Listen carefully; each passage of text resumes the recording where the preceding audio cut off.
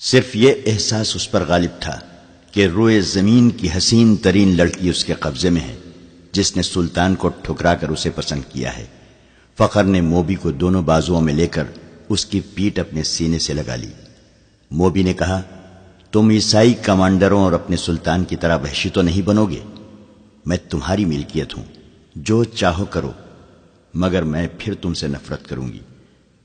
کہو تو میں اونٹ سے اتر جاتا ہوں۔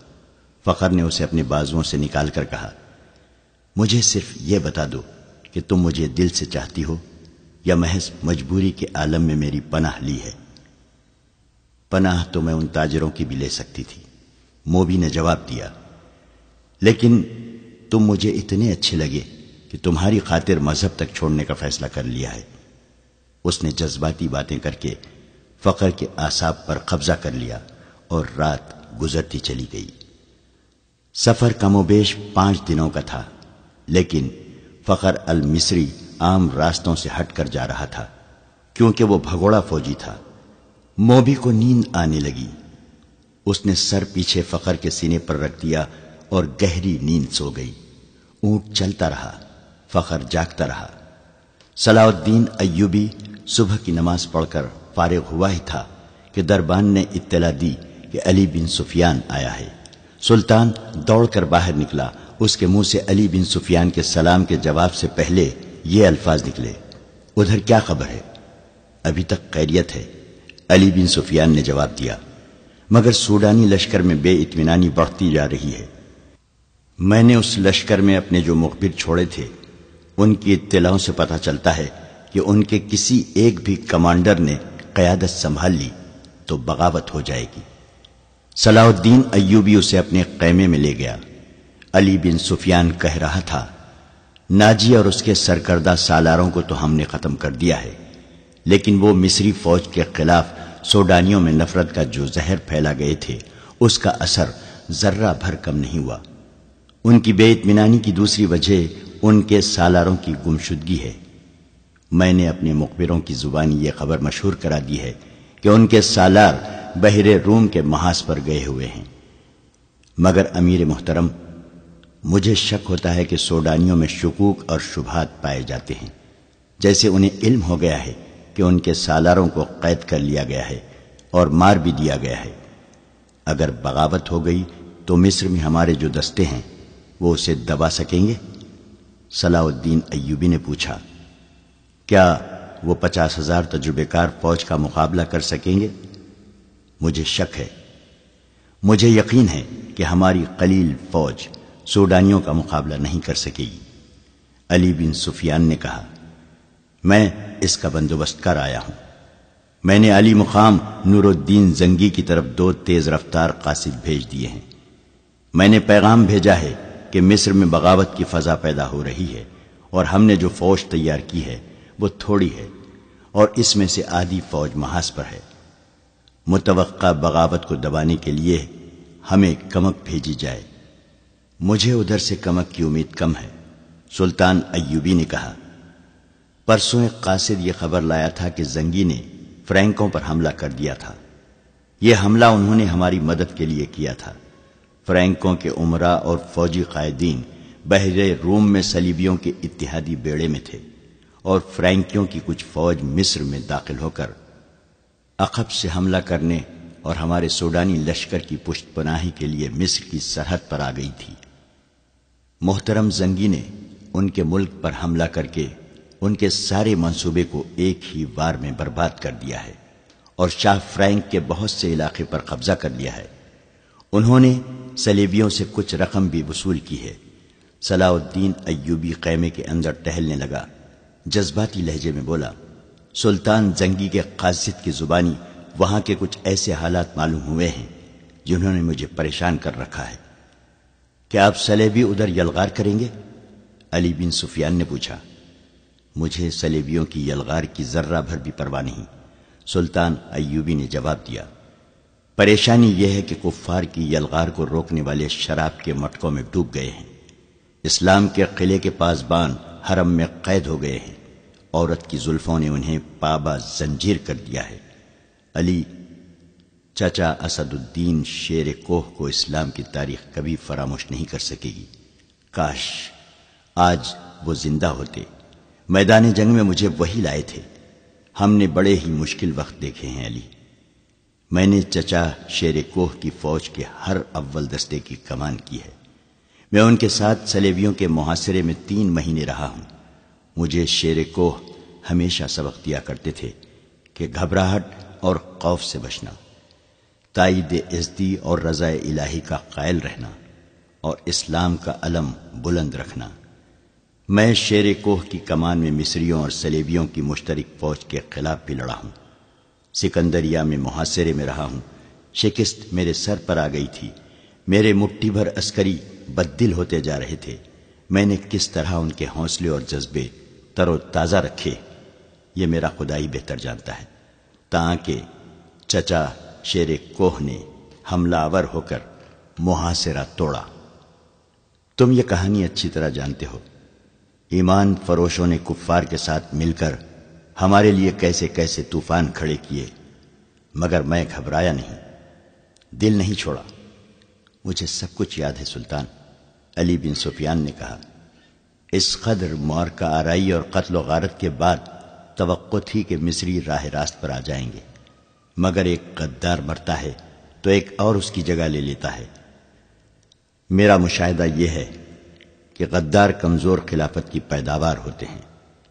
اگر فاطمی خلافت حرم میں گم نہ ہو جاتی تو آج آپ صلیبیوں سے یورپ میں لڑ رہے ہوتے، مگر ہمارے غدار بھائی انہیں سلطنت اسلامیہ سے باہر نہیں جانے دے رہے ہیں۔ جب بادشاہ عیش و عشرت میں پڑ جائیں تو رعایا میں سے بھی کچھ لوگ بادشاہی کے خواب دیکھنے لگتے ہیں۔ وہ کفار سے طاقت اور مدد حاصل کرتے ہیں۔ ایمان فروشی میں وہ اس قدر اندھے ہو جاتے ہیں کہ کفار کے عزائم اور اپنی بیٹیوں کی عصمتوں تک کو بھلا دیتے ہیں۔ مجھے ہمیشہ انہی لوگوں سے ڈر آتا ہے۔ صلاح الدین ایوبی نے کہا، اللہ نہ کرے اسلام کا نام جب بھی ڈوبا مسلمانوں کے ہاتھوں سے ڈوبے گا۔ ہماری تاریخ غداروں کی تاریخ بنتی جا رہی ہے۔ یہ رجحان بتا رہا ہے کہ ایک روز مسلمان جو برائے نام مسلمان ہوں گے اپنی سرزمین کفار کے حوالے کر دیں گے۔ اگر اسلام کہیں زندہ رہا تو وہاں مسجدیں کم اور قہبہ خانہ زیادہ ہوں گے۔ ہماری بیٹیاں صلیبیوں کی طرح بال کھلے چھوڑ کر بے حیا ہو جائیں گی۔ کفار انہیں اسی راستے پر ڈال رہے ہیں، بلکہ ڈال چکے ہیں۔ اب مصر سے پھر وہی طوفان اٹھ رہا ہے علی۔ تم اپنے محکمے کو اور مضبوط اور وسیع کر لو۔ میں نے اپنے رفیقوں سے کہہ دیا ہے کہ دشمن کے علاقوں میں جا کر شبخوں مارنے اور خبریں لانے کے لیے تنومند اور ذہین نوجوانوں کا انتخاب کرو۔ صلیبی اس محاذ کو مضبوط اور پر اثر بنا رہے ہیں۔ تم فوری طور پر جاسوسی جنگ کی تیاری کرو۔ فوری طور پر کرنے والا کام یہ ہے کہ سمندر سے کئی ایک صلیبی بچ کر نکلے ہیں۔ ان میں زیادہ تر زخمی ہیں، اور جو زخمی نہیں وہ کئی کئی دن سمندر میں ڈوبنے اور تیرنے کی وجہ سے زخمیوں سے بدتر ہیں۔ ان سب کا علاج معالجہ ہو رہا ہے۔ میں نے سب کو دیکھا ہے، تم بھی انہیں دیکھ لو اور اپنی ضرورت کے مطابق ان سے معلومات حاصل کرو۔ سلطان ایوبی نے دربان کو بلا کر ناشتے کے لیے کہا اور علی بن سفیان سے کہا، کل کچھ زخمی اور اچھی بھلی لڑکیاں میرے سامنے لائی گئی تھیں۔ 6 تو سمندر سے نکلے ہوئے قیدی ہیں۔ ان میں ایک پر مجھے شک ہے کہ وہ سپاہی نہیں، رتبے اور عہدے والا آدمی ہے۔ سب سے پہلے اسے ملو۔ 5 تاجر 7 عیسائی لڑکیوں کو ساتھ لائے تھے۔ اس نے علی بن سفیان کو لڑکیوں کے متعلق وہی کچھ بتایا جو تاجروں نے بتایا تھا۔ سلطان ایوبی نے کہا، میں نے لڑکیوں کو دراصل حراست میں لے لیا ہے، لیکن انہیں بتایا ہے کہ میں انہیں پناہ میں لے رہا ہوں۔ لڑکیوں کا یہ کہنا کہ وہ غریب گھرانوں کی لڑکیاں ہیں، اور پھر ان کا یہ بیان کہ انہیں ایک جلتے ہوئے جہاز میں سے کشتی میں بٹھا کر سمندر میں اتارا گیا اور کشتی انہیں ساحل پر لے آئی، مجھے شکوک میں ڈال رہا ہے۔ میں نے انہیں الگ خیمے میں رکھا ہے اور سنتری کھڑا کر دیا ہے۔ تم ناشتے کے فوراً بعد اس قیدی اور ان لڑکیوں کو دیکھو۔ آخر میں صلاح الدین ایوبی نے مسکرا کر کہا، کل دن کے وقت ساحل پر ٹہلتے ہوئے مجھ پر ایک تیر چلایا گیا ہے۔ جو میرے پاؤں کے درمیان ریت میں لگا۔ اس نے تیر علی بن سفیان کو دے کر کہا، علاقہ چٹانی تھا، محافظ تلاش اور تعاقب کے لیے بہت دوڑے مگر انہیں کوئی تیر انداز نظر نہیں آیا۔ اس علاقے سے انہیں یہ 5 تاجر ملے جنہیں محافظ میرے پاس لے آئے۔ انہوں نے یہ 7 لڑکیاں بھی میرے حوالے کیں اور چلے گئے۔ اور چلے گئے؟ علی بن سفیان نے حیرت سے کہا، آپ نے انہیں جانے کی اجازت دے دی؟ محافظوں نے ان کے سامان کی تلاشی لی تھی۔ سلطان ایوبی نے کہا، ان سے ایسی چیز برآمد نہیں ہوئی جس سے ان پر شک ہوتا۔ علی بن سفیان تیر کو غور سے دیکھتا رہا اور بولا، سلطان اور سراغ رساں کی نظر میں بڑا فرق ہوتا ہے۔ میں سب سے پہلے ان تاجروں کو پکڑنے کی کوشش کروں گا۔ علی بن سفیان سلطان ایوبی کے خیمے سے باہر نکلا تو دربان نے اسے کہا، یہ کماندار اطلاع لایا ہے کہ کل 7 عیسائی لڑکیاں قید میں آئی تھیں، ان میں سے ایک لاپتہ ہے۔ کیا سلطان کو یہ اطلاع دینا ضروری ہے؟ یہ کوئی اہم واقعہ تو نہیں کہ سلطان کو پریشان کیا جائے۔ علی بن سفیان گہری سوچ میں پڑ گیا۔ کماندار جو اطلاع دینے آیا تھا اس نے علی بن سفیان کے قریب آ کر آہستہ سے کہا، ایک عیسائی لڑکی کا لاپتہ ہو جانا تو اتنا اہم واقعہ نہیں، مگر اہم یہ ہے کہ فخر المصری نام کا کماندار بھی رات سے لاپتہ ہے۔ رات کے سنتریوں نے بتایا ہے کہ وہ لڑکیوں کے خیمے تک گیا تھا، وہاں سے زخمیوں کے خیموں کی طرف گیا اور پھر کہیں نظر نہیں آیا۔ رات وہ گشت پر نکلا تھا۔ علی بن سفیان نے ذرا سوچ کر کہا، یہ اطلاع سلطان تک ابھی نہ جائے۔ رات کے اس وقت کے تمام سنتریوں کو اکٹھا کرو جب فخر گشت پر نکلا تھا۔ اس نے سلطان ایوبی کے محافظ دستے کے کماندار سے کہا کہ کل سلطان کے ساتھ جو محافظ ساحل تک گئے تھے انہیں لاؤ۔ وہ وہیں تھے، چاروں سامنے آ گئے۔ تو علی بن سفیان نے انہیں کہا، کل جہاں تم نے تاجروں اور لڑکیوں کو دیکھا تھا وہاں فوراً پہنچو۔ اگر وہ تاجر ابھی تک وہیں ہیں تو انہیں حراست میں لے لو اور وہیں میرا انتظار کرو، اور اگر جا چکے ہوں تو فوراً واپس آ جاؤ۔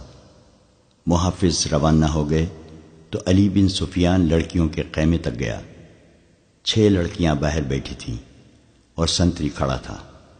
علی نے لڑکیوں کو اپنے سامنے کھڑا کر کے عربی زبان میں پوچھا، 7ویں لڑکی کہاں ہے؟ لڑکیوں نے ایک دوسرے کے منہ کی طرف دیکھا اور سر ہلائے۔ علی بن سفیان نے کہا، تم سب ہماری زبان سمجھتی ہو۔ لڑکیاں اسے حیران سا ہو کے دیکھتی رہیں۔ علی ان کے چہروں اور ڈیل ڈول سے شک میں پڑ گیا تھا۔ وہ لڑکیوں کے پیچھے جا کھڑا ہوا اور عربی زبان میں کہا، ان لڑکیوں کے کپڑے اتار کر ننگا کر دو اور 12 وحشی قسم کے سپاہی بلا لاؤ۔ تمام لڑکیاں بدک کر پیچھے کو مڑی۔ 2-3 نے بیک وقت بولنا شروع کر دیا۔ وہ عربی زبان بول رہی تھیں، لڑکیوں کے ساتھ تم ایسا سلوک نہیں کر سکتے۔ ایک نے کہا، ہم تمہارے خلاف نہیں لڑیں؟ علی بن سفیان کی ہنسی نکل گئی۔ اس نے کہا، میں تمہارے ساتھ بہت اچھا سلوک کروں گا۔ تم نے جس طرح ایک ہی دھمکی سے عربی بولنی شروع کر دی ہے، اب بغیر کسی دھمکی کے یہ بتا دو کہ 7ویں لڑکی کہاں ہے۔ سب نے لا علمی کا اظہار کیا۔ علی نے کہا، میں اس سوال کا جواب لے کر رہوں گا۔ تم نے سلطان پر ظاہر کیا ہے کہ تم ہماری زبان نہیں جانتی، اب تم ہماری زبان ہماری طرح بول رہی ہو، کیا میں تمہیں چھوڑ دوں گا؟ اس نے سنتری سے کہا، انہیں خیمے کے اندر بٹھا دو۔ رات کے سنتری آ گئے تھے۔ فخر المصری کی گشت کے وقت کے سنتریوں سے علی بن سفیان نے پوچھ گچھ کی۔ آخر لڑکیوں کے خیمے والے سنتری نے بتایا کہ فخر رات اسے یہی کھڑا کر کے زخمیوں کے خیموں کی طرف گیا تھا۔ تھوڑی دیر بعد اسے اس کی آواز سنائی دی، کون ہو تم؟ نیچے آؤ۔ سنتری نے ادھر دیکھا تو اندھیرے میں اسے کچھ بھی نظر نہ آیا۔ سامنے مٹی کے ٹیلے پر اسے ایک آدمی کا سایہ سا نظر آیا اور وہ سایہ وہیں غائب ہو گیا۔ علی بن سفیان فوراً وہاں گیا۔ یہ ٹیلا ساحل کے قریب تھا، اس کی مٹی ریتیلی تھی۔ ایک جگہ سے صاف پتہ چل رہا تھا کہ وہاں کوئی اوپر گیا ہے۔ وہاں زمین پر 2 قسم کے پاؤں کے نشان تھے۔ ایک نشان تو مرد کا تھا جس نے فوجیوں والا جوتا پہن رکھا تھا، دوسرا نشان چھوٹے جوتے کا تھا اور زنانی لگتا تھا۔ زمین کچی اور ریتیلی تھی۔ زنانہ نشان جدھر سے آیا تھا علی بن سفیان ادھر کو چل پڑا۔ یہ نشان اسے اس خیمے تک لے گئے جہاں موبی رابن سے ملی تھی۔ اس نے خیمے کا پردہ اٹھایا اور اندر چلا گیا۔ اس کی چہرہ شناس نگاہوں نے زخمی قیدیوں کو دیکھا۔ سب کے چہرے بھانپے رابن بیٹھا ہوا تھا۔ اس نے علی بن سفیان کو دیکھا اور فوراً ہی کراہنے لگا، جیسے اسے درد کا اچانک دورہ پڑا ہو۔ علی نے اسے کندھے سے پکڑ کر اٹھا لیا اور خیمے سے باہر لے گیا۔ اس سے پوچھا، رات کو ایک قیدی لڑکی اس خیمے میں آئی تھی، کیوں آئی تھی؟ رابن اسے ایسی نظروں سے دیکھنے لگا جن میں حیرت تھی اور ایسا تاثر بھی جیسے وہ کچھ سمجھا ہی نہ ہو۔ علی بن سفیان نے اسے آہستہ سے کہا، تم میری زبان سمجھتے ہو دوست، میں تمہاری زبان سمجھتا ہوں، بول سکتا ہوں، لیکن تمہیں میری زبان میں جواب دینا ہوگا۔ رابن اس کا منہ دیکھتا رہا۔ علی نے سنتری سے کہا، اسے خیمے سے باہر رکھو۔ علی بن سفیان خیمے کے اندر چلا گیا اور قیدیوں سے ان کی زبان میں پوچھا، رات کو لڑکی اس خیمے میں کتنی دیر رہی تھی؟ دیکھو، اپنے آپ کو اذیت میں نہ ڈالو۔ سب چپ رہے، مگر ایک اور دھمکی سے ایک زخمی نے بتا دیا کہ لڑکی خیمے میں آئی تھی اور رابن کے پاس بیٹھی تھی یا لیٹی رہی تھی۔ یہ زخمی سمندر میں جلتے جہاز سے کودا تھا۔ اس نے آگ کا بھی اور پانی کا بھی قہر دیکھا تھا۔ وہ اتنا زخمی نہیں تھا جتنا کہ وہ خوفزدہ تھا۔ وہ کسی اور مصیبت میں پڑنے کے لیے تیار نہیں تھا۔ اس نے بتایا کہ اسے یہ معلوم نہیں کہ رابن اور لڑکی کے درمیان کیا باتیں ہوئیں اور لڑکی کون تھی۔ اسے یہ بھی معلوم نہیں کہ رابن کا عہدہ کیا ہے۔ وہ اس کے صرف نام سے واقف تھا۔ اس نے یہ بھی بتا دیا کہ رابن اس کیمپ میں آنے تک بالکل تندرست تھا۔ یہاں آ کر وہ اس طرح کراہنے لگا جیسے اسے اچانک کسی بیماری کا دورہ پڑ گیا ہو۔ علی بن سفیان ایک محافظ کی رہنمائی میں ان 5 آدمیوں کو دیکھنے چلا گیا جو تاجروں کے بحروپ میں کچھ دور قیم زن تھے۔ محافظوں نے انہیں الگ بٹھا رکھا تھا۔ علی کو انہوں نے پہلی اطلاع یہ دی کہ ان کے پاس کل 2 اونٹ تھے مگر آج ایک ہی ہے۔ یہی اشارہ کافی تھا۔ وہ اس سوال کا کوئی تسلی بخش جواب نہ دے سکے کہ دوسرا اونٹ کہاں ہے۔ دوسرے اونٹ کے پاؤں کے نشان مل گئے۔ علی بن سفیان نے انہیں کہا، تمہارا جرم معمولی چوری چکاری نہیں ہے، تم ایک پوری سلطنت اور اس کی تمام تر آبادی کے لیے خطرہ ہو، اس لیے میں تم پر ذرہ بھر رحم نہیں کروں گا۔ کیا تم تاجر ہو؟ ہاں، سب نے سر ہلا کر کہا، ہم تاجر ہیں جناب، ہم بے گناہ ہیں۔ علی بن سفیان نے کہا، اپنے ہاتھوں کی الٹی طرف میرے سامنے کرو۔ 5 نے ہاتھ الٹے کر کے آگے کر دیے۔ علی نے سب کے بائیں ہاتھ کے انگوٹھے اور شہادت کی انگلی کی درمیانی جگہ کو دیکھا اور ایک آدمی کو کلائی سے پکڑ کر گھسیٹ لیا۔ اس سے کہا، کمان اور ترکش کہاں چھپا رکھی ہے؟ اس آدمی نے معصوم بننے کی بہت کوشش کی۔ علی نے سلطان ایوبی کے ایک محافظ کو اپنے پاس بلا کر اس کے بائیں ہاتھ کی الٹی طرف اسے دکھائی۔ اس کے انگوٹھے کی الٹی طرف اس جگہ جہاں انگوٹھا ہتھیلی کے ساتھ ملتا ہے، یعنی جہاں جوڑ ہوتا ہے، وہاں ایک نشان تھا۔ ایسا نشان اس آدمی کے انگوٹھے کے جوڑ پر بھی تھا۔ علی نے اسے اپنے محافظ کے متعلق بتایا، یہ سلطان کا بہترین تیر انداز ہے اور یہ نشان اس کا ثبوت ہے کہ یہ تیر انداز ہے۔ اس کے انگوٹھے کی الٹی طرف ایک مدھم سا نشان تھا، جیسے وہاں بار بار کوئی چیز رگڑی جاتی رہی ہو۔ یہ تیروں کی رگڑ کے نشان تھے۔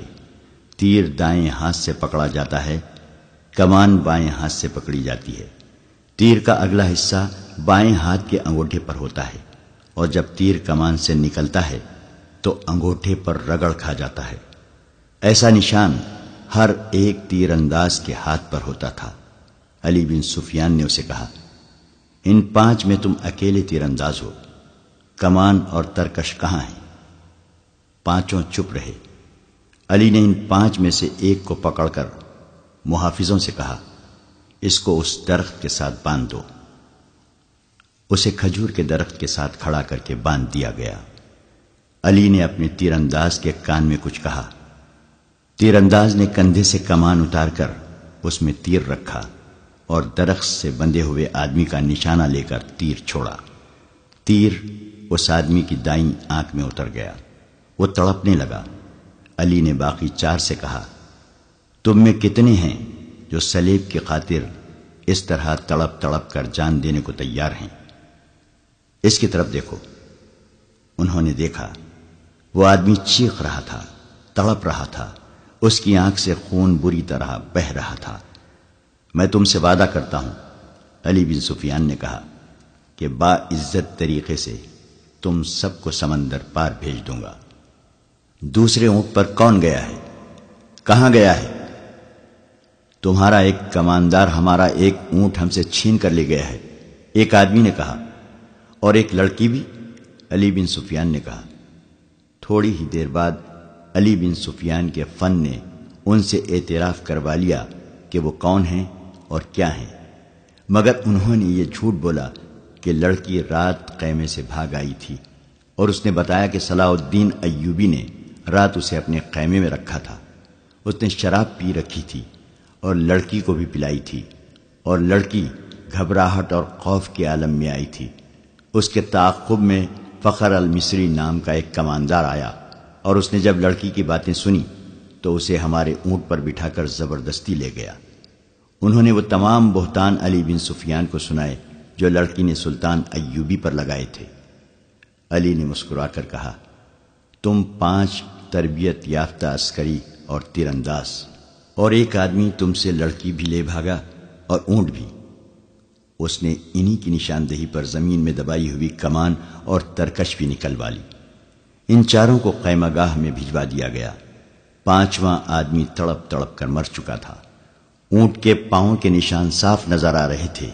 علی بن سفیان نے نہایت سرس سے 10 سوار بلائے اور انہیں اپنی کمان میں لے کر اس طرف روانہ ہو گیا جدھر اونٹ گیا تھا، مگر اونٹ کی روانگی اور اس کے تعاقب میں علی بن سفیان کی روانگی میں 14-15 گھنٹوں کا فرق تھا۔ اونٹ تیز تھا اور اسے آرام کی بھی زیادہ ضرورت نہیں تھی۔ اونٹ پانی اور خوراک کے بغیر 6-7 دن تر و تازہ رہ سکتا ہے۔ اس کے مقابلے میں گھوڑوں کو راستے میں کئی بار آرام، پانی اور خوراک کی ضرورت تھی۔ ان عناصر نے تعاقب ناکام بنا دیا۔ اونٹ نے 14-15 گھنٹوں کا فرق پورا نہ ہونے دیا۔ فخر المصری نے تعاقب کے پیش نظر قیام بہت کم کیا تھا۔ علی بن سفیان کو راستے میں صرف ایک چیز ملی، یہ ایک تھیلا تھا۔ اس نے رک کر تھیلا اٹھایا، کھول کر دیکھا، اس میں کھانے پینے کی چیزیں تھیں۔ اسی تھیلے میں ایک اور تھیلا تھا، اس میں بھی وہی چیزیں تھیں۔ علی بن سفیان کے سونگنے کی تیز حس نے اسے بتا دیا کہ ان اشیاء میں حشیش ملی ہوئی ہے۔ راستے میں اسے 2 جگہ ایسے آثار ملے تھے جن سے پتہ چلتا تھا کہ یہاں اونٹ رکا ہے اور سوار یہاں بیٹھے ہیں۔ کھجوروں کی گٹلیاں، پھلوں کے بیج اور چھلکے بھی بکھرے ہوئے تھے۔ تھیلے نے اسے شک میں ڈال دیا۔ اس کے ذہن میں یہ شک نہ آیا کہ فخر المصری کو حشیش کے نشے میں لڑکی اپنے محافظ کے طور پر ساتھ لے جا رہی ہے۔ تاہم اس نے تھیلا اپنے پاس رکھا، مگر تھیلے کی تلاشی اور قیام نے وقت ضائع کر دیا تھا۔ فخر المصری اور موبی منزل پر بھی نہ پہنچتے اور راستے میں پکڑے بھی جاتے تو کوئی فرق نہ پڑتا۔ سوڈانی لشکر میں ناجی، ادروش اور ان کے ساتھی جو زہر پھیلا چکے تھے وہ اثر کر گیا تھا۔ فاطمی خلافت کے وہ فوجی سربراہ جو برائے نام جنرل اور دراصل حاکم بنے ہوئے تھے، سلطان ایوبی کو ایک ناکام امیر اور بیکار حاکم ثابت کرنا چاہتے تھے۔ مسلمان حکمران حرم میں ان لڑکیوں کے اسیر ہو گئے تھے جن میں بیشتر عیسائی اور یہودی تھیں۔ ان کے نام اسلامی تھے حکومت کا کاروبار خود ساختہ افسر چلا رہے تھے، من مانی اور عیش و عشرت کر رہے تھے۔ وہ نہیں چاہتے تھے کہ سلطان صلاح الدین ایوبی جیسا کوئی مذہب پسند اور قوم پرست قائد قوم کو جگا دے اور حکمرانوں اور سلطانوں کو حرم کی جنت سے باہر نکال کر حقائق کی دنیا میں لے آئے۔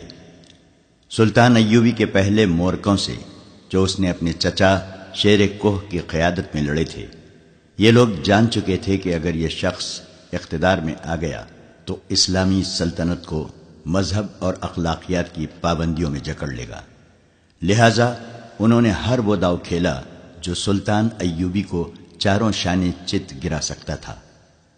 انہوں نے درپردہ صلیبیوں سے تعاون کیا اور اس کے جاسوسوں اور تخریب کاروں کے لیے زمین ہموار کی اور اس کے راستے میں چٹانیں کھڑی کی۔ اگر نور الدین زنگی نہ ہوتا تو آج نہ صلاح الدین ایوبی کا تاریخ میں نام ہوتا اور نہ آج نقشے پر اتنے زیادہ اسلامی ممالک نظر آتے۔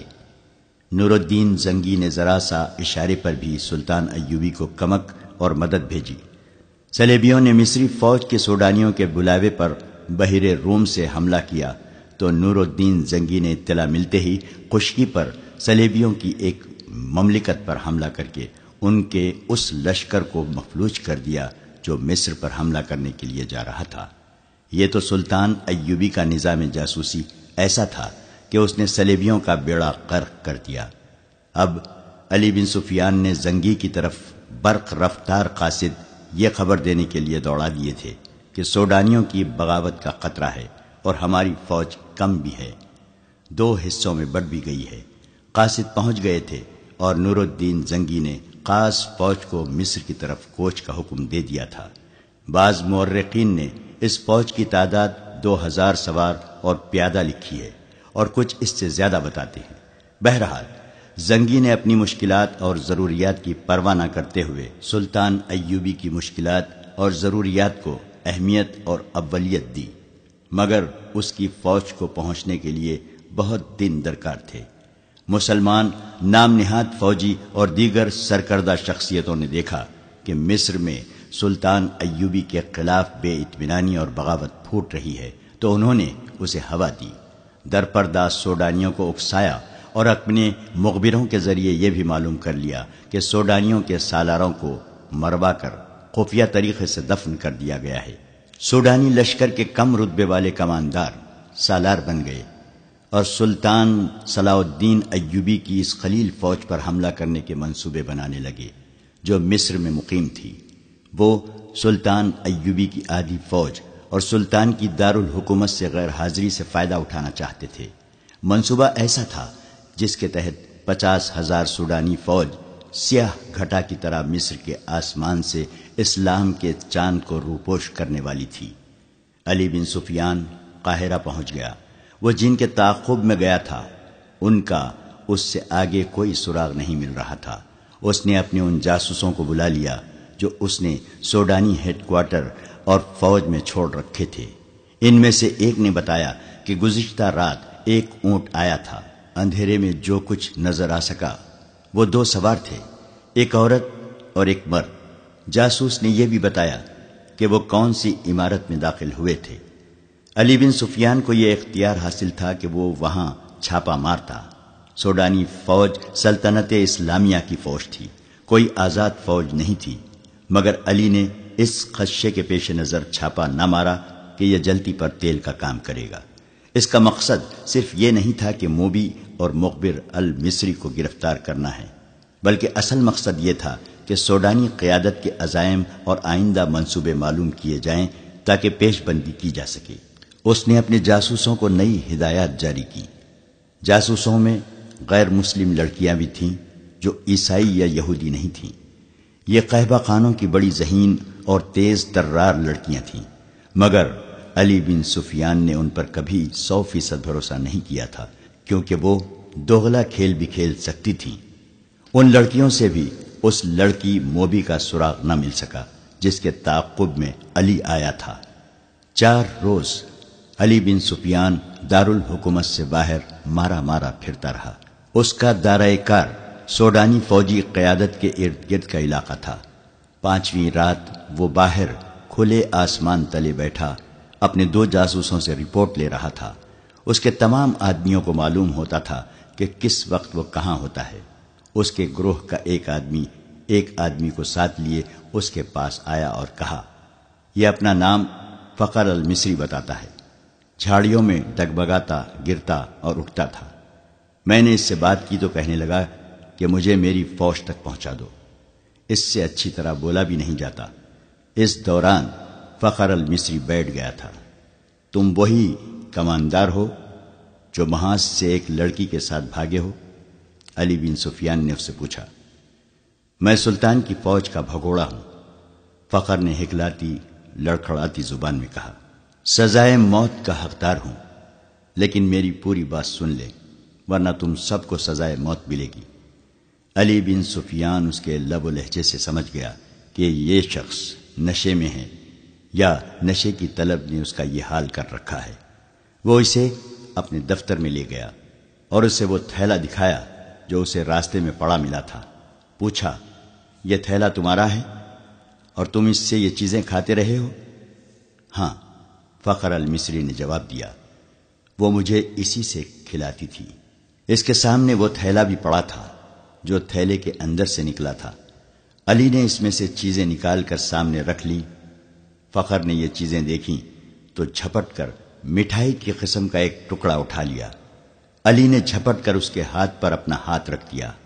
فخر نے بے تابی سے کہا، خدا کے لیے مجھے یہ کھانے دو، میری جان اور روح اسی میں ہے۔ مگر علی نے اس سے وہ ٹکڑا چھین لیا اور اس سے کہا، مجھے ساری واردات سناؤ، پھر یہ ساری چیزیں اٹھا لینا۔ فخر المصری نڈھال اور بے جان ہوا جا رہا تھا۔ علی بن سفیان نے اسے ایک سفوف کھلا دیا جو حشیش کا توڑ تھا۔ فخر نے اسے تمام تر واقعہ سنا دیا کہ وہ کیمپ سے لڑکی کے تعاقب میں کس طرح گیا تھا۔ تاجروں نے اسے قہوہ پلایا تھا جس کے اثر سے وہ کسی اور ہی دنیا میں جا پہنچا تھا۔ تاجروں یعنی صلیبی جاسوسوں نے اس سے جو باتیں کی تھی وہ بھی اس نے بتائیں، اور پھر لڑکی کے ساتھ اس نے اونٹ پر جو سفر کیا تھا وہ اس طرح سنایا کہ وہ مسلسل چلتے رہے۔ اونٹ نے بڑی اچھی طرح ساتھ دیا۔ رات کو وہ تھوڑی دیر قیام کرتے تھے۔ لڑکی اسے کھانے کو دوسرے تھیلے میں سے چیزیں دیتی تھی۔ وہ اپنے آپ کو بادشاہ سمجھتا تھا۔ لڑکی نے اسے اپنی محبت کا یقین دلایا اور شادی کا وعدہ کیا تھا، اور شرط یہ رکھی تھی کہ وہ اسے سوڈانی کمانداروں کے پاس پہنچا دے۔ وہ راستے میں ہی لڑکی کو شادی کے بغیر بیوی بنانے کی کوشش کرتا رہا، لیکن لڑکی اسے اپنی باہوں میں لے کر پیار اور محبت سے ایسے ارادے اور خواہش کو مار دیتی۔ فخری نے محسوس تک نہ کیا کہ لڑکی اسے حشیش اور اپنے حسن و شباب کے قبضے میں لیے ہوئے ہے۔ تیسرے پڑاؤ میں جب انہوں نے کھانے پینے کے لیے اونٹ روکا تو تھیلا غائب پایا جو اونٹ کے دوڑنے سے کہیں گر پڑا تھا۔ لڑکی نے اسے کہا کہ واپس چل کر تھیلا ڈھونڈ لیتے ہیں، لیکن فخر المصری نے کہا کہ وہ بھگوڑا فوجی ہے، خدشہ ہے کہ اس کا تعاقب ہو رہا ہوگا۔ لڑکی ضد کرنے لگی کہ تھیلا ضرور ڈھونڈیں گے۔ فخر نے اسے یقین دلایا کہ بھوکا مرنے کا کوئی خطرہ نہیں، راستے میں کسی آبادی سے کچھ کھا لیں گے۔ مگر لڑکی آبادی کے قریب جانا نہ چاہتی تھی اور کہتی تھی کہ واپس چلو۔ فخر المصری نے اسے زبردستی اونٹ پر بٹھا لیا اور اس کے پیچھے بیٹھ کر اونٹ کو اٹھایا اور دوڑا دیا۔ وہ سفر کی تیسری رات تھی۔ اگلی شام وہ شہر سے باہر سوڈانیوں کے ایک کماندار کے ہاں پہنچ گئے، مگر فخر المصری اپنے سر کے اندر ایسی بے چینی محسوس کرنے لگا جیسے کھوپڑی میں کیڑے رینگ رہے ہوں۔ آہستہ آہستہ وہ حقیقی دنیا میں آ گیا۔ وہ سمجھ نہ سکا کہ یہ حشیش نہ ملنے کا اثر ہے۔ اس کی تصوراتی بادشاہی اور ذہن میں بسائی ہوئی جنت تھیلے میں کہیں ریگزار میں گر گئی تھی۔ لڑکی نے اس کے سامنے کماندار کو صلیبیوں کا پیغام دیا اور اسے بغاوت پر اکسایا۔ فخر پاس بیٹھا سنتا رہا۔ اس کے ذہن میں کیڑے بڑے ہو کر تیزی سے رینگنے لگے۔ نشہ اتر چکا تھا۔ اسے یاد آنے لگا کہ وہ محاذ سے بھاگ آیا ہے۔ لڑکی موبی کو یہی خوش فہمی ہوگی کہ فخر پر نشہ طاری ہے، چنانچہ اس نے بے خوف و خطر کاماندار سے یہ بھی کہہ دیا کہ سلطان ایوبی اور علی بن سفیان کے درمیان یہ غلط فہمی پیدا کرنی ہے کہ وہ ظاہری طور پر نیک بنتے پھرتے ہیں مگر عورت اور شراب کے دل دادا ہیں۔ ان کی اس طویل گفتگو میں بغاوت کی باتیں بھی ہوئیں۔ اس وقت تک فخر المصری پوری طرح بیدار ہو چکا تھا، لیکن سر کے اندر کی بے چینی اسے بہت پریشان کر رہی تھی۔ لڑکی نے کماندار سے کہا کہ اگر بغاوت کرنی ہے تو وقت ضائع نہ کریں، سلطان ایوبی محاذ پر ہے اور الجھا ہوا ہے۔ لڑکی نے یہ جھوٹ بولا کہ سلیبی 3-4 دنوں بعد دوسرا حملہ کرنے والے ہیں۔ سلطان ایوبی کو یہاں سے بھی فوج محاذ پر بلانی پڑے گی۔ کماندار نے لڑکی کو بتایا کہ 6-7 دنوں تک سوڈانی لشکر یہاں کی فوج پر حملہ کر دے گا۔ فخر یہ ساری باتیں سنتا رہا۔ آدھی رات کے بعد اسے الگ کمرے میں بھیج دیا گیا جہاں اس کے سونے کا انتظام تھا۔ لڑکی اور کماندار دوسرے کمرے میں رہے۔ درمیان میں دروازہ تھا جو بند کر دیا گیا۔ اسے نیند نہیں آ رہی تھی۔ اس نے دروازے کے ساتھ کان لگائے تو اسے ہنسی کی آوازیں سنائی دیں۔ پھر لڑکی کے یہ الفاظ سنائی دیے، اسے حشیش کے زور پر یہاں تک لائی ہوں اور اس کی محبوبہ بنی رہی ہوں۔ مجھے ایک محافظ کی ضرورت تھی۔ حشیش کا تھیلا راستے میں گر پڑا ہے۔ اگر صبح اسے ایک خوراک نہ ملی تو یہ پریشان کرے گا۔ اس کے بعد فخر نے دوسرے کمرے سے جو آوازیں سنی وہ اسے صاف بتا رہی تھیں کہ شراب پی جا رہی ہے اور بدکاری ہو رہی ہے۔ بہت دیر بعد اسے کماندار کی آواز سنائی دی، یہ آدمی اب ہمارے لیے بیکار ہے، اسے قید میں ڈال دیتے ہیں یا ختم کرا دیتے ہیں۔ لڑکی نے اس کی تائید کی۔ فخر المصری پوری طرح بیدار ہو گیا اور وہاں سے نکل بھاگنے کی سوچنے لگا۔ رات کا پچھلا پہر تھا۔ وہ اس کمرے سے نکلا۔ اس کا دماغ ساتھ نہیں دے رہا تھا۔ کبھی تو دماغ صاف ہو جاتا مگر زیادہ دیر معوف رہتا۔ صبح کی روشنی پھیلنے تک وہ خطرے سے دور نکل گیا تھا۔ اسے اب دوہرے تعاقب کا خطرہ تھا۔ دونوں طرف اسے موت نظر آ رہی تھی۔ اپنی فوج کے ہاتھوں گرفتار ہو جاتا تو بھی مجرم تھا، اور اگر سوڈانی پکڑ لیتے تو فوراً قتل کر دیتے۔ وہ دن بھر فرعونوں کے کھنڈروں میں چھپا رہا۔ حشیش کی طلب، خوف اور غصہ اس کے جسم اور دماغ کو بیکار کر رہا تھا۔ رات تک وہ چلنے سے بھی معذور ہوا جا رہا تھا۔ پھر اسے یہ بھی احساس نہ رہا کہ دن ہے یا رات، وہ کہاں ہے۔ اس کے دماغ میں یہ ارادہ بھی آیا کہ اس عیسائی لڑکی کو جا کر قتل کر دے۔ یہ سوچ بھی آئی کہ اونٹ یا گھوڑا مل جائے اور وہ محاذ پر سلطان ایوبی کے قدموں میں جا گرے، مگر جو بھی سوچ آتی تھی اس پر اندھیرا چھا جاتا تھا جو اس کی آنکھوں کے سامنے آ کر ہر چیز تاریک کر دیتا تھا۔ اسی حالت میں اسے یہ آدمی ملا۔ وہ چونکہ جاسوس تھا اس لیے تربیت کے مطابق اس نے فخر المصری کے ساتھ دوستی اور ہمدردی کی باتیں کی اور اسے علی بن سفیان کے پاس لے آیا۔ تصدیق ہو گئی کہ سوڈانی لشکر حملہ اور بغاوت کرے گا اور یہ کسی بھی لمحے ہو سکتا ہے۔ علی بن سفیان سوچ رہا تھا کہ مقامی کمانڈروں کو فوراً چوکنا کرے اور سلطان ایوبی کو اطلاع دے، مگر وقت ضائع ہونے کا خطرہ تھا۔ اتنے میں اسے پیغام ملا کہ سلطان صلاح الدین ایوبی بلا رہے ہیں۔ وہ حیران ہو کر چل پڑا کہ سلطان کو تو وہ محاذ پر چھوڑ آیا تھا۔ وہ سلطان ایوبی سے ملا تو سلطان نے بتایا، مجھے اطلاع مل گئی تھی کہ ساحل پر سلیبی جاسوسوں کا ایک گروہ موجود ہے اور ان میں سے کچھ ادھر بھی آ گئے ہوں گے۔ محاذ پر میرا کوئی کام نہیں رہ گیا تھا۔ میں کمان اپنے رفیقوں کو دے کر یہاں آ گیا۔ دل اس قدر بے چین تھا کہ میں یہاں بہت بڑا خطرہ محسوس کر رہا تھا۔ یہاں کی کیا خبر ہے؟ علی بن سفیان نے اسے ساری خبر سنا دی اور کہا، اگر آپ چاہیں تو میں زبان کا ہتھیار استعمال کر کے بغاوت کو روکنے کی کوشش کروں یا سلطان زنگی کی مدد آنے تک ملتوی کرا دوں۔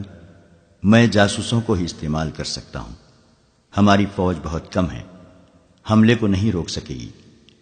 سلطان ایوبی ٹہلنے لگا۔ اس کا سر جھکا ہوا تھا۔ وہ گہری سوچ میں کھو گیا تھا اور علی بن سفیان اسے دیکھ رہا تھا۔ سلطان نے رک کر کہا، ہاں علی، تم اپنی زبان اور اپنے جاسوس استعمال کرو، لیکن حملے کو روکنے کے لیے نہیں، بلکہ حملے کے حق میں۔ سوڈانیوں کو حملہ کرنا چاہیے، مگر رات کے وقت جب ہماری فوج خیموں میں سوئی ہوئی ہوگی۔ علی بن سفیان نے حیرت سے سلطان کو دیکھا۔ سلطان نے کہا، یہاں کے تمام کمانداروں کو بلوا لو اور تم بھی آ جاؤ۔ سلطان ایوبی نے علی بن سفیان کو یہ ہدایت بڑی سختی سے دی، سب کو یہ بتا دینا کہ میرے متعلق ان کے سوا کسی کو معلوم نہ ہو سکے کہ میں محاذ سے یہاں آ گیا ہوں۔ سوڈانیوں سے میری یہاں موجودگی کو پوشیدہ رکھنا بے حد ضروری ہے۔ میں بڑی احتیاط سے خفیہ طریقے سے آیا ہوں۔ 3 راتیں بعد قاہرہ تاریک رات کے آغوش میں گہری نیند سویا ہوا تھا۔ 1 روز پہلے قاہرہ کے لوگوں نے دیکھا تھا کہ ان کی فوج جو مصر سے تیار کی گئی تھی شہر سے باہر جا رہی ہے۔ انہیں بتایا گیا تھا کہ فوج جنگی مشق کے لیے شہر سے باہر گئی ہے۔ نیل کے کنارے جہاں ریتیلی چٹانیں اور ٹیلے ہیں، وہاں دریا اور ٹیلوں کے درمیان فوج نے جا کر خیمے گاڑ دیے تھے۔ فوج پیادہ بھی تھی، سوار بھی۔ رات کا پہلا نصف گزر رہا تھا کہ قاہرہ کے سوئے ہوئے باشندوں کو دور قیامت کا شور سنائی دیا۔ گھوڑوں کے سرپٹ بھاگنے کی آوازیں بھی سنائی دی۔ سوئے ہوئے لوگ جاگ اٹھے۔ وہ سمجھے کہ فوج جنگی مشق کر رہی ہے، مگر شور قریب آتا اور بلند ہوتا گیا۔ لوگوں نے چھتوں پر چڑھ کر دیکھا، آسمان لال سرخ ہو رہا تھا۔ بعض نے دیکھا کہ دور دریائے نیل سے آگ کے شعلے اٹھتے اور تاریک رات کا سینہ چاک کرتے، خشکی پر کہیں گرتے تھے۔ پھر شہر میں سینکڑوں سرپٹ دوڑتے گھوڑوں کے ٹاپو سنائی دیے۔ شہر والوں کو ابھی معلوم نہیں تھا کہ یہ جنگی مشق نہیں، باقاعدہ جنگ ہے۔ جو آگ لگی ہوئی ہے اس میں سوڈانی لشکر کا خاصا بڑا حصہ زندہ چل رہا ہے۔ یہ سلطان صلاح الدین ایوبی کی ایک بے مثال چال تھی۔ اس نے دارالحکومت میں مقیم قلیل فوج کو دریائے نیل اور ریتیلے ٹیلوں کے درمیان وسیع میدان میں خیمہ زن کر دیا تھا۔ علی بن سفیان نے اپنے فن کا مظاہرہ کیا تھا۔ اس نے سوڈانی لشکر میں اپنے آدمی بھیج کر بغاوت کی آگ بھڑکا دی تھی۔ اس کے کمانداروں سے یہ فیصلہ کروا لیا تھا کہ رات کو جب سلطان کی فوج گہری نیند سوئی ہوئی ہوگی اس پر سوڈانی فوج حملہ کر دے گی اور صبح تک ایک ایک سپاہی کا سپاہیا کر کے دارالحکومت پر بے خوف و خطر قابض ہو جائے گی، اور سوڈانی فوج کا دوسرا حصہ بحیرہ روم کے ساحل پر مقیم فوج پر حملہ کرنے کے لیے روانہ کر دیا جائے گا۔ اس فیصلے اور منصوبے کے مطابق سوڈانی فوج کا ایک حصہ نہایت خفیہ طریقے سے رات کو بحیرہ روم کے محاذ کی طرف روانہ کر دیا گیا، اور دوسرا حصہ دریائے نیل کے کنارے خیمہ زن فوج پر ٹوٹ پڑا۔ اس فوج نے سیلاب کی طرح 1 میل وسعت میں پھیلی ہوئی خیمہ گاہ پر حلہ بول دیا اور بہت ہی تیزی سے اس علاقے میں پھیل گئی۔ اچانک خیموں پر آگ کے تیر اور تیل میں بھیگے ہوئے کپڑوں کے جلتے گولے برسنے لگے۔ نیل بھی آگ برسانے لگا۔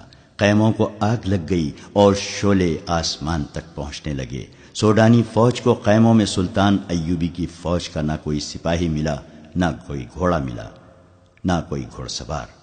اس فوج کو وہاں تمام خالی خیمے ملے، کوئی مقابلے کے لیے نہ اٹھا، اور اچانک آگ ہی آگ پھیل گئی۔ انہیں معلوم نہ تھا کہ سلطان ایوبی نے رات کے پہلے پہر خیموں سے اپنی فوج کو نکال کر ریتیلے ٹیلوں کے پیچھے چھپا دیا تھا اور خیموں میں خشک گھاس کے ڈھیر لگوا دیے تھے۔ خیموں پر اور اندر بھی تیل چھڑک دیا تھا۔ اس نے کشتیوں میں چھوٹی منجنیقیں رکھوا کر شام کے بعد ضرورت کی جگہ بھجوا دی تھی۔ جو ہی سوڈانی فوج خیمہ گاہ میں آئی، سلطان کی چھپی ہوئی فوج نے آگ والے تیر اور نیل سے کشتیوں میں رکھی ہوئی منجنیقوں نے آگ کے گولے پھینکنے شروع کر دیے۔ خیموں کو آگ لگی تو گھاس اور تیل نے وہاں دوزخ کا منظر بنا دیا۔ سوڈانیوں کے گھوڑے اور پیادہ سپاہیوں کو روندنے لگے۔ سپاہیوں کے لیے آگ سے نکلنا ناممکن ہو گیا۔ چیخوں نے آسمان کا جگر چاک کر دیا۔ اس قدر آگ نے رات کو دن بنا دیا۔ سلطان ایوبی کی مٹھی بھر فوج نے آگ میں جلتی سوڈانیوں کی فوج کو گھیرے میں لے لیا۔ جو آگ سے بچ کر نکلتا تھا وہ تیروں کا نشانہ بن جاتا تھا۔ جو فوج بچ گئی وہ بھاگ نکلی۔ ادھر سوڈانیوں کی جو فوج محاذ کی طرف سلطان کی فوج پر حملہ کرنے جا رہی تھی، اس کا بھی سلطان صلاح الدین ایوبی نے انتظام کر رکھا تھا۔ چند ایک دستے گھات لگائے بیٹھے تھے۔ ان دستوں نے اس فوج کے پچھلے حصے پر حملہ کر کے ساری فوج میں بھگدڑ مچا دی۔ یہ دستے ایک حملے میں جو نقصان کر سکتے تھے کر کے اندھیرے میں غائب ہو گئے۔ سوڈانی فوج سنبھل کر چلی تو پچھلے حصے پر ایک اور حملہ ہوا۔ یہ برق رفتار سوار تھے جو حملہ کر کے غائب ہو گئے۔ صبح تک اس فوج کے پچھلے حصے پر 3 حملے ہوئے۔ سوڈانی سپاہی اسی سے بددل ہو گئے۔ انہیں مقابلہ کرنے کا تو موقع ہی نہ ملتا تھا۔ دن کے وقت کمانداروں نے بڑی مشکل سے فوج کا حوصلہ بحال کیا، مگر رات کو کوچ کے دوران ان کا پھر وہی حشر ہوا۔ دوسری رات تاریکی میں ان پر تیر بھی برسے۔ انہیں اندھیرے میں گھوڑے دوڑانے کی آوازیں سنائی دیتی تھیں جو ان کی فوج کے عقب میں کشت و خون کرتی دور چلی جاتی تھیں۔ 3-4 یورپی مورخوں نے، جن میں لینپور اور ولیم خاص طور پر قابل ذکر ہیں، لکھا ہے کہ دشمن کی کثیر نفری پر رات کے وقت چند ایک سواروں سے عقبی حصے پر شبقوں مارنا اور غائب ہو جانا سلطان ایوبی کی ایسی جنگی چال تھی جس نے آگے چل کر صلیبیوں کو بہت نقصان پہنچایا۔ اس طرح صلاح الدین ایوبی دشمن کی پیش قدمی کی رفتار کو بہت سست کر دیتا تھا اور دشمن کو مجبور کر دیتا تھا کہ وہ اس کی پسند کے میدان میں لڑے، جہاں سلطان ایوبی نے جنگ کا پھانسا پلٹنے کا انتظام کر رکھا ہوتا تھا۔ ان مورخین نے سلطان ایوبی کے ان جاباز سواروں کی جرت اور برق رفتاری کی بہت تعریف کی ہے۔ آج کے جنگی مبصر جن کی نظر جنگوں کی تاریخ پر ہے، رائے دیتے ہیں کہ آج کے کمانڈو اور گوریلا آپریشن کا موجد سلطان صلاح الدین ایوبی ہے۔ وہ اس طریقے جنگ سے دشمن کے منصوبے درہم برہم کر دیا کرتا تھا۔ سوڈانیوں پر اس نے یہی طریقہ آزمایا اور صرف 2 راتوں کے بار بار کے شبقوں سے اس نے سوڈانی سپاہیوں کا لڑنے کا جذبہ ختم کر دیا۔ اس کی قیادت میں کوئی دماغ نہ تھا۔ یہ قیادت فوج کو سنبھال نہ سکی۔ اس فوج میں علی بن سفیان کے بھی آدمی سوڈانی سپاہیوں کے بھیس میں موجود تھے۔ انہوں نے یہ افواہ پھیلا دی کہ عرب سے ایک لشکر آ رہا ہے جو انہیں کاٹ کر رکھ دے گا۔ انہوں نے بددلی اور فرار کا رجحان پیدا کرنے میں پوری کامیابی حاصل کی۔ فوج غیر منظم ہو کر بکھر گئی۔ نیل کے کنارے اس فوج کا جو حشر ہوا وہ عبرتناک تھا۔ یہ افواہ غلط ثابت نہ ہوئی کہ عرب سے فوج آ رہی ہے۔ نور الدین زنگی کی فوج آ گئی جس کی نفری بہت زیادہ نہیں۔ بعض مورخین نے 2000 سوار اور 2000 پیادہ لکھی ہے۔ بعض کے اعداد و شمار اس سے کچھ زیادہ ہیں۔ تاہم یہ صلاح الدین ایوبی کو سہارا مل گیا اور اس نے فوراً اس کمک کی قیادت سنبھال لی، اس کیفیت میں کہ جبکہ سوڈانیوں کا 50,000 لشکر سلطان ایوبی کے آگ کے پھندے میں اور ادھر صحرا میں شبقونوں کی وجہ سے بدنظمی کا شکار ہو گیا تھا، یہ تھوڑی سی کمک بھی کافی تھی۔ سلطان ایوبی اس کمک سے اور اپنی فوج سے سوڈانیوں کا قتل عام کر سکتا تھا، لیکن اس نے ڈپلومیسی سے کام لیا۔ سوڈانی کمان کے کمانداروں کو پکڑا اور انہیں ذہن نشین کرایا کہ ان کے لیے تباہی کے سوا کچھ نہیں رہا، لیکن وہ انہیں تباہ نہیں کرے گا۔ کمانداروں نے اپنا حشر دیکھ لیا تھا۔ وہ اب سلطان کے عتاب اور سزا سے خائف تھے، لیکن سلطان نے انہیں بخش دیا اور سزا دینے کی بجائے سوڈانیوں کی بچی کچی فوج کو سپاہیوں سے کاشتکاروں میں بدل دیا۔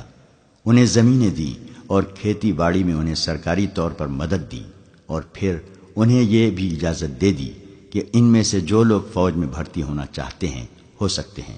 سوڈانیوں کو یوں دانش مندی سے ٹھکانے لگا کر سلطان صلاح الدین ایوبی نے نور الدین زنگی کی بھیجی ہوئی فوج اور اپنی فوج کو یکجا کر کے اس میں وفادار سوڈانیوں کو بھی شامل کر کے ایک فوج منظم کی اور صلیبیوں پر حملے کے منصوبے بنانے لگا۔ اس نے علی بن سفیان سے کہا کہ وہ اپنے جاسوسوں اور شبقوں مارنے والے جانبازوں کے دستے فوراً تیار کرے۔ ادھر صلیبیوں نے بھی جاسوسی اور تخریب کاری کا انتظام مستحکم کرنا شروع کر دیا۔